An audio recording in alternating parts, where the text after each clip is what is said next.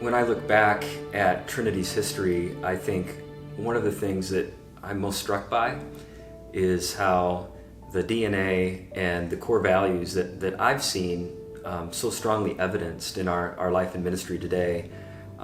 Really, I mean, that was from the very beginning. You know, I've always thought the past is so important. Looking back is so important, but we look back not in order to retreat to the past. It's not about trying to get back to the past, but we look back because that becomes the way in which God leads us forward. Well, one of the things I love about Trinity Church is the heart they have for mission. And one of the beautiful things about that is it's been a historical thing. It's been seen over the years through people going on mission trips, to the number of missionaries that we support each and every year.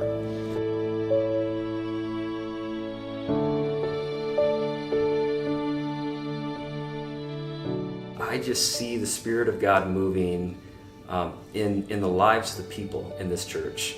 I see a growing desire for transformation, personal transformation in people's lives.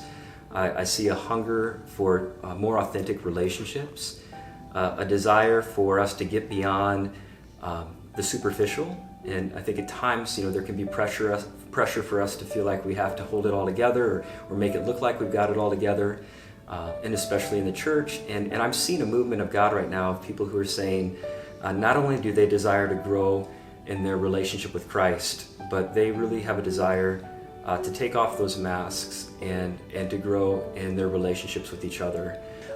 We've moved from a place where we're just there to serve those people over there to how can we partner with missionaries? How can we also recognize where God's at work in these places? How do we learn and grow along the way so that we're there really as a servant? We're there as someone who is a humble learner.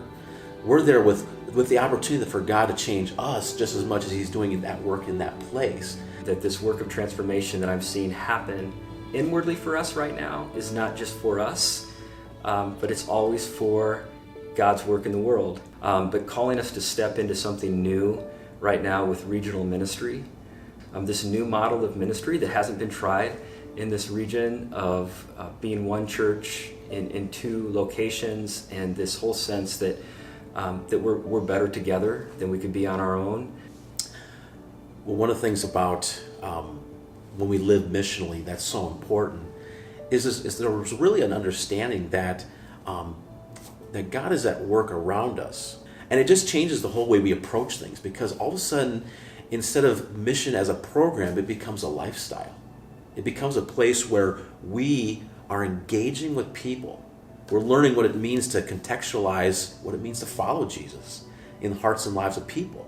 And so now we are talking about things. And what it does for us is it takes our faith and actually deepens our own faith. Because whenever we have to articulate our faith and live that faith out, it causes us to really trust God in deeper ways. It causes us to grow spiritually because people ask very good questions. It begins to have us wrestle with what do we really believe or not believe. And it begins to help us to take what we've been hearing and apply it as we walk with people in relationships. And the great joy of that is that what happens is it makes our faith come alive. And becomes more real because we go, wow, I actually get a part in this. I get to be part of God's plan in somebody's life. And there's something that's so significant and purposeful in that just, I think really what it does is it really, God does a greater work in us too. I believe that one of the callings that God has given Trinity, God gives this calling, I think, to the church in general, but I see it as perhaps a unique calling for Trinity. Is really to be a church that's about building bridges. And I've seen that. I think that comes with this call to regional ministry, but I've seen bridges being built, between colleges, between Northwestern and Dordt. I see bridges being built between communities. and recognizing that often even our own towns can be so siloed, and seeing people coming from different communities and entering into relationship with one another, and wanting to see each other's neighborhoods and communities and workplaces, wherever they're at, thriving. I see the bridge building in the work that's being done with the Conexionos team and others around wanting to really build a bridge across cultural and racial divides, and building bridges with the Latino community, and this sense of not doing ministry to or for, but ministry with, and the importance of relationships.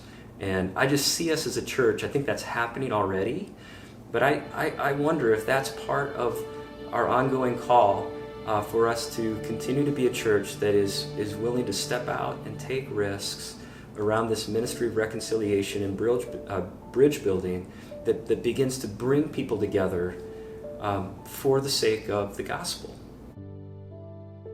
I continue to look back and with confidence to be able to say, look how God has been faithful to us then.